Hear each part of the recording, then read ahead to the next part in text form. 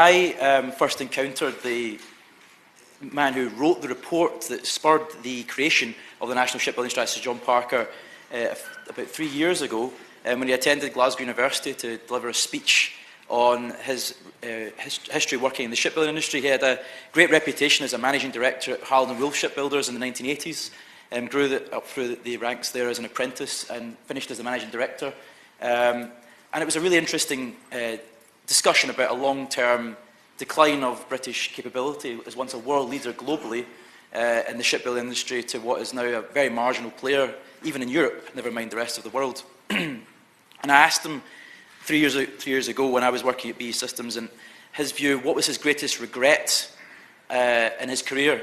And he stood up and said, "My greatest regret is that Europe is building 90% of the world's cruise ships today, and Britain, with such a great heritage of building world-beating ocean liners and passenger ships, is building none. These are high-wage, highly well-equipped shipyards in Europe building these vessels, and Britain isn't building one of them." But as managing director of Harland & Wolff, when it was under British shipbuilders' ownership as a nationalised industry up until the late 1980s, he recognised the emerging market for cruise ships. It was re-emerging as a popular recreational pursuit. And Harland & Wolff had developed proposed designs for cutting-edge new cruise ships, went to the government to propose funding to build a new design that would be for Carnival, which became one of the biggest cruise ship, is the biggest cruise ship company in the world. And the government said they were not interested in that design. They wanted to fire sale, get rid of the assets, and remove shipbuilding from public ownership. They were not interested in any sort of further investment in what they saw as a dying, dead industry. And that very same year, 1987, the year before Harland & Wolff was sold off and Govan Shipyard was sold off, Meyer Werft in Germany, a family-owned business, got state funding from the German government State Investment Bank to build a completely new undercover shipyard, and then built the world's first modern cruise ship.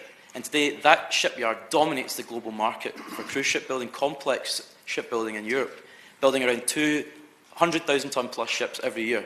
And I think that contrast and approach is symptomatic of a broader malaise that we face when it comes to industrial policy and industrial planning in Britain. Happy to give way. Honourable friend for giving way. Can you outline just what the devastating economic consequences were of that decision on cities like ours in Glasgow, Belfast and elsewhere in the UK? Yes, it was absolutely devastating, the impact it had, and we saw the wider issue of it faced in Govan as well, which was a commercial shipyard right up until 1999, when Kvaerner pulled out, which was the Norwegian oil company which rebuilt the yard in the early 1990s for commercial oil tankers and gas carriers.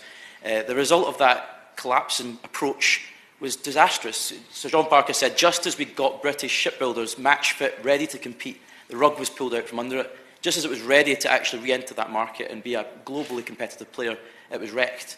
And that's the sad legacy of the collapse of British merchant shipbuilding, to the point where we are entirely reliant today upon the Ministry of Defence to sustain what is left of British shipbuilding capability. And that is partly why I'm concerned about the National Shipbuilding Strategy, that it's restricted in its entirety to the question of naval shipbuilding and not a wider issue about how we re-establish a foothold, a market foothold in commercial shipbuilding, because I believe the two are intrinsically linked. And if we are to achieve competitive advantage, we ought to broaden our horizons and re-establish how we deliver a resurgence in British commercial shipbuilding capability